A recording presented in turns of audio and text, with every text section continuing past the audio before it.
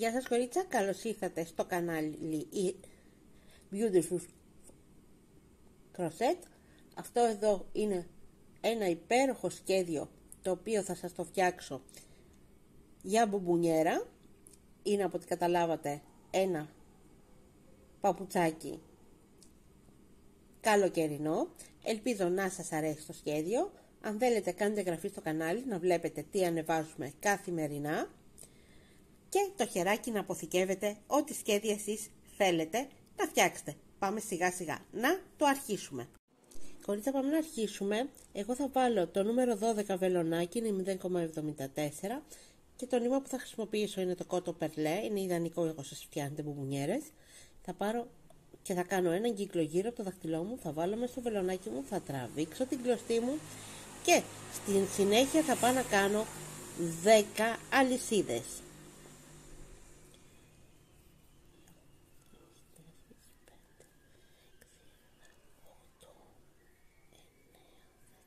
Έκανα τις 10 μου αλυσίδες, θα κρατήσω και θα κάνω άλλες 2, θα πάρω κλωστή, θα μπω στη 10η και θα κάνω 2 ποδαράκια.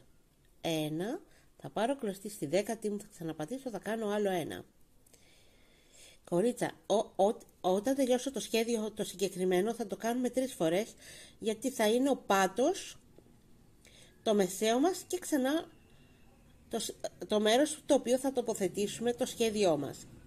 Έχω κάνει 3 ποδαράκια και τώρα θα πάω στις 8 μου αλυσίδες να κάνω από ένα ποδαράκι στην κάθε μία. Θα πάρω δηλαδή κλωστή, θα πάω πάνω θα μπω στην αλυσίδα και θα κάνω ένα ποδαράκι, θα πάρω κλωστή, θα μπω στην αλυσίδα πάλι, άλλο 1, 2 ποδαράκια, 3, 4, 5, 6, 7,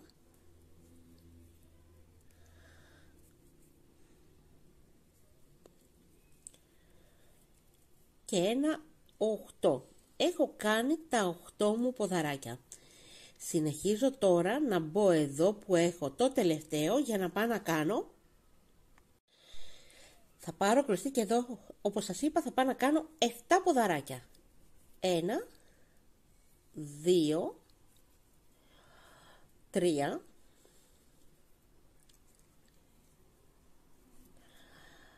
4,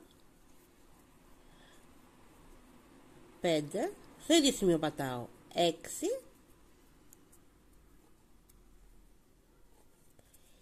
και 1,7. Έκανα τα 7 μου ποδαράκια.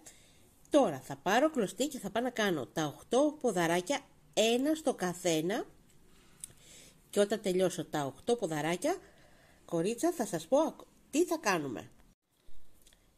Κορίτσα, έκανα 8 ποδαράκια, θα πάρω κλωστή και θα πάω εδώ στο τελευταίο και θα κάνω άλλα 3 ποδαράκια, 1, 2 και 3. Έκανα τα 3 ποδαράκια στην κορφή το βελονάκι μου για να πάω να κλείσω με ένα βουβό.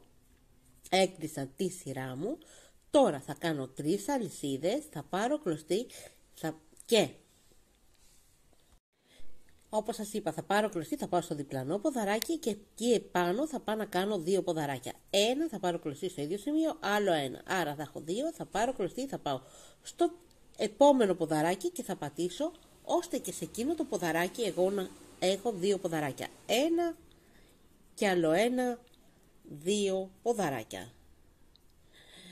Θα πάρω κλωστή και από ένα ποδαράκι θα πατήσω και θα κάνω στα επόμενα 8 μου ποδαράκια. Δηλαδή ένα ποδαράκι στο καθένα. Όταν κάνω τα 8 ποδαράκια θα σας πω τη συνέχεια.